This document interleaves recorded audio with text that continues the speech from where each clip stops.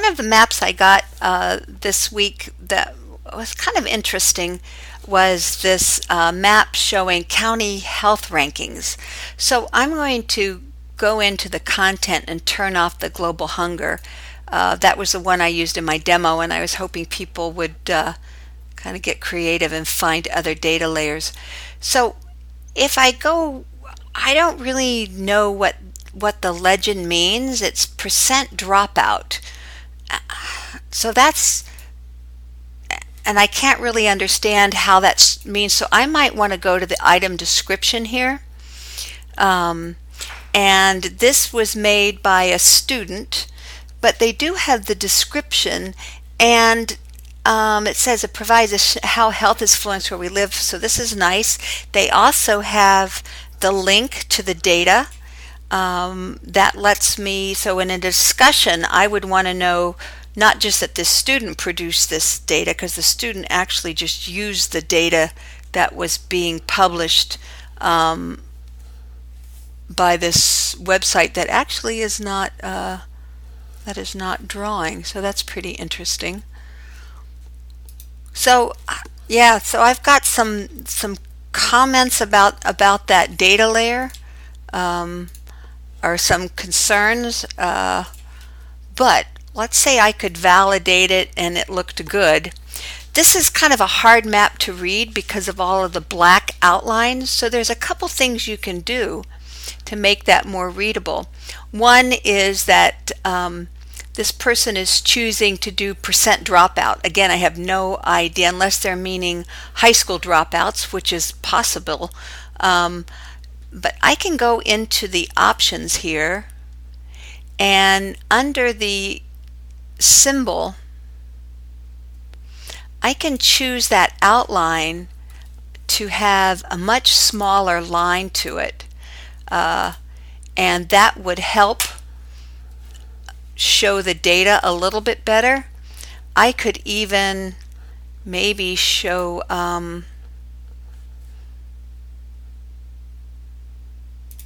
wonder if I can show, I can't show a half a line.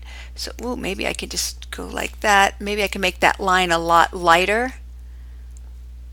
And then that helps me look at my data a little more clearly. And so when I'm looking at this, I see that if this is indeed percent of kids who drop out of school, that's what I'm assuming without being able to look at the data. The spatial distribution I'm seeing here is that